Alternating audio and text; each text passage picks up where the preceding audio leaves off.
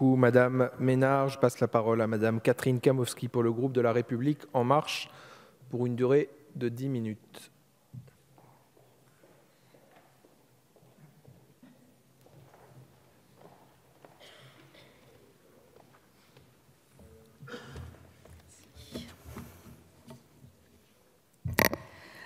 Monsieur le Président, Madame la Ministre, Madame la Rapporteure, chers collègues, nous sommes face à une triple obligation. D'abord, une obligation vitale. 18 millions de nos concitoyens sont concernés, menacés par des risques d'inondation ou de submersion marine. Ces risques sont encore accrus par la crise écologique que nous connaissons, avec la montée du niveau des mers et des intempéries de plus en plus fortes, ainsi que nos collègues Brulbois et Le Tabar nous l'ont rappelé. Ensuite, une obligation légale, celle de la loi MAPTAM, qui pose le délai du 1er janvier 2018, et le principe de la compétence exclusive et obligatoire des établissements publics de coopération intercommunale à fiscalité propre.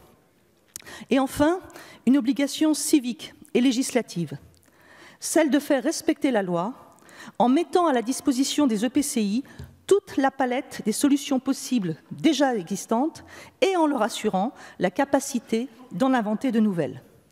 Il nous faut à la fois permettre l'innovation et garantir l'application des règles communes grâce au rôle accru des préfets. J'étais, comme un certain nombre d'entre vous, visiblement, au Congrès des maires, où les élus locaux, qui sont aussi des élus intercommunaux très souvent, ont vu, en tout cas, qu'ils avaient été entendus. À nous, élus de la nation, de les entendre aussi et d'apporter des réponses pratiques à leurs remarques et leurs interrogations. Ceci dit, il n'est pas question, avec cette proposition de loi présentée conjointement par le MoDem et le groupe La République En Marche, de revenir sur les dispositions initiales de la loi MAPTAM, mais d'assouplir ces conditions d'exercice et de mise en œuvre afin que les élus locaux, dans l'exercice de leurs responsabilités, puissent adapter leurs décisions d'organisation ou de réorganisation à la réalité du terrain dans l'intérêt vital des populations concernées. Le groupe La République En Marche souhaite avant tout rassurer les quelques 80% des EPCI ayant attendu, je dirais volens-nolens, le dernier moment pour prendre cette compétence et les inciter à faire preuve soit de raison, en conservant des modèles de mutualisation éprouvés, soit d'innovation, en créant de nouvelles formes de coopération. C'est là que l'intelligence des territoires trouvera à s'exprimer, à s'organiser au service de tous. C'est là que la confiance mutuelle, si nécessaire, entre l'État et les élus locaux pourra se nouer librement. Et c'est à nous, élus de la nation, d'y concourir. Néanmoins, la libre administration des collectivités n'exclut pas le respect des règles qui rendent notre organisation sociale cohérente. C'est cela aussi qui nous a guidés dans l'élaboration de cette proposition de loi qui se concentre, et je souligne, sur l'organisation réaliste de la compétence GEMAPI et non sur l'extension de son périmètre ou son financement, qui méritera certes d'autres débats et le temps d'une réflexion approfondie.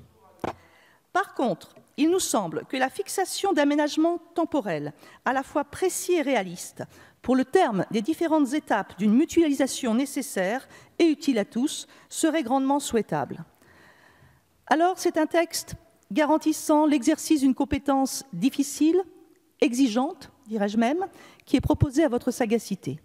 Oui, une compétence exigeante, car elle touche au cycle de l'eau, que l'on peut vouloir envisager petit ou grand, mais là aussi ce sera un autre débat. Elle touche à un élément vital de notre existence, à tous, et pour lequel chacun pense qu'il porte la bonne solution. Eh bien, je vous le dis tout net, moi je pense que la bonne solution n'existe pas. Les contraintes géologiques, hydrologiques, géographiques, administratives, politiques, humaines même, suscitent autant de facteurs de blocage que de facteurs d'inventivité.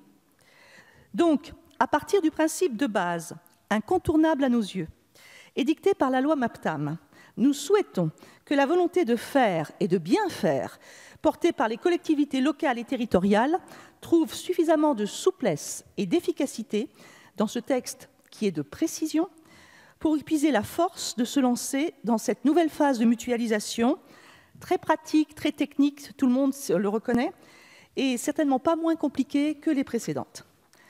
De ce point de vue, je me félicite du dialogue constructif que nous avons eu avec le gouvernement, et tout particulièrement avec vous, Madame la Ministre, et avec vos services, et des échanges fructueux avec les différents groupes politiques en commission, qui nous ont permis d'apporter des modifications allant dans le sens de la souplesse et de l'efficacité. Il reste à traiter la question de la participation des régions. C'est le sens d'un amendement que je porte au nom du groupe La République En Marche. Le gouvernement en porte un similaire et nous trouverons évidemment à nous accorder. Le groupe La République En Marche souhaite aussi que nous trouvions un accord sur la question des adhésions entre syndicats mixtes ouverts. Alors, je sais que cela n'est pas très orthodoxe au regard du Code général des collectivités territoriales. Néanmoins, après en avoir parlé avec Madame la rapporteure, que je remercie chaleureusement pour son travail et son écoute, et à l'issue de nombreuses réunions et de nombreuses réécritures, j'ai bon espoir que nous arrivions ensemble à une solution qui devrait satisfaire à la fois l'État et les territoires. À ces deux éléments près, nous avons devant nous un bon texte, équilibré, facilitateur pour les dynamiques territoriales, un texte qui démontre dans son écriture et qui montrera dans son application que le sens du bien commun est la chose la mieux partagée par l'ensemble des collectivités et surtout par les élus de ces collectivités. Car quoi de plus commun à nos concitoyens que le besoin de protection contre les éléments? C'est une mission exigeante qui oblige à la mise en commun de toutes nos forces pour protéger les nôtres. Et c'est un texte que La République En Marche votera tout naturellement. Merci beaucoup, Madame Kamowski. La discussion générale